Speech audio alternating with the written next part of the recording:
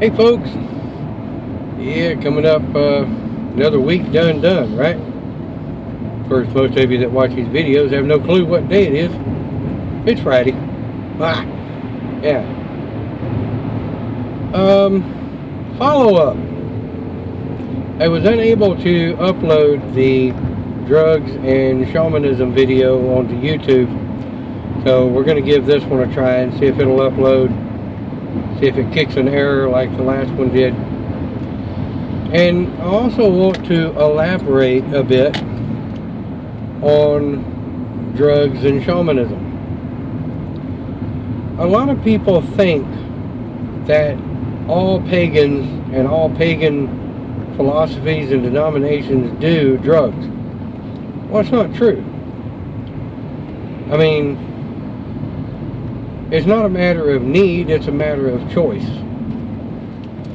Now, the Siberian shamans still use hallucinogens for their visions and their vision quest. Well, just so happens, we don't choose to do that. And those in the Grove of the Celtic Shaman tradition oath and take an oath not to use drugs and alcohol during the period of time they're in the studentry. Now, occasional glass of wine with supper or an occasional beer, alright. But getting shit-faced drunk is not the way to go. And smoking pot is not the way to go. Not that I have a problem with smoking pot. I personally don't find it necessary to vision quest. I personally don't find any hallucinogen necessary to obtain the vision of the astral masters. But that's up to you. Drugs are not necessary in vision quest. We've proven it too many times over the years with the Grove. We've used things like sleep deprivation. We've used meditation, different forms of meditative therapy. So we've proven time and time again that you don't have to have drugs to achieve vision quest. Well, I was asked why our particular grove, unlike so many others, do not allow any type of hallucinogens. Well, if you read our tradition, which most of you haven't, but it is available for download upon request, you'll find that we don't feel like you should have to partake of a hallucinogen to enjoy vision quest, astral travel, OBE, stroke out of body experience, what have you. And we feel like you learn more and you remember more and you know that what you saw was real to you, and it can in no way be associated with any type of drug or hallucinogen. That in and of itself is a very important part of meditation and training. And as long as you're an active member of the GCS, as long as you're under the oath of the tradition, we prefer that you not use drugs or hallucinogens of any kind. Of course, you know, come on, you've got prescription drugs, you've got, you know, drugs of all type that we take on a daily basis. I mean, hell, I'm fighting a sinus infection right now and I'm taking Zyrtec. But Zyrtec doesn't screw with my head. Obviously, I'm driving an automobile, go figure. But in the society in which we live, there's always going to be some form of pill or drug of some type that humans are going to be taking. Alright? Whatever. You do what you got to do.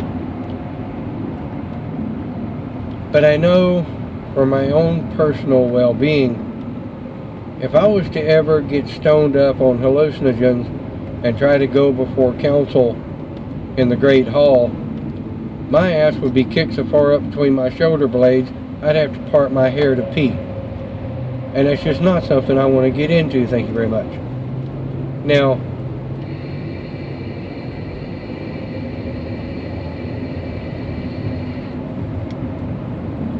at the same time, many people feel like the only way they can relax and reach the astral plane or reach Vision Quest is through different forms of hallucinogens.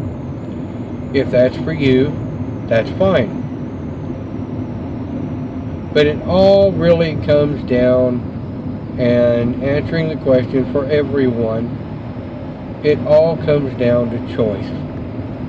Every one of my video blogs I make, they have to do with choice, perception, philosophy, ideology, psychology, sociology, all the other ologies out there that drive you crazy. But it all comes down to choice. You have to make your own choice and your own path to do the things that are right for you, to do the things that work for you. I can't make that choice for you. But I can tell you this. If you take the oath to the Grove of the Celtic Shaman, you will be expected to follow that tradition. Of course, you decide you can't handle it, all you got to do is do the dededication ceremony and you're out. It's that simple. I don't hold a measure. I don't hold a blood oath. In fact, I don't allow measures, and I don't allow blood oaths. The light of a candle and your word is good enough for me. Now, I'll look at it this way, folks. You go back on your oath, and you go back on the honor of the tradition of the GCS, not my karma. I'm not the one going to have their ass in a sling. So, do what you got to do. And it all comes back to life.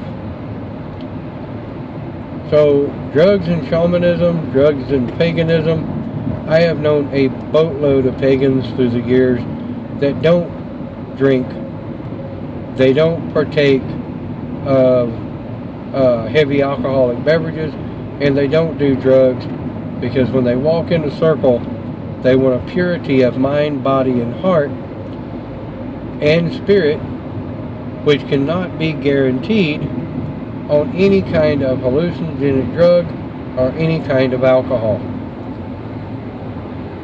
That's just, proven fact. So, take it as you will. That's about your 10-minute video blog for the day. And we'll see you next time with the next topic. Thank you for watching. I look forward to your comments. Share the videos if they're getting good to you. Make your comments. Don't be afraid to say, hey, Snaggletooth Fuzzy Face One, you're full of shit. But tell me why. If you think I'm full of shit, tell me why. Hit me with facts according to your studies. Don't just tell me I'm full of shit because you think I'm full of shit. Show me. I'm all up for a good conversation. Have a great day. Blessings your way.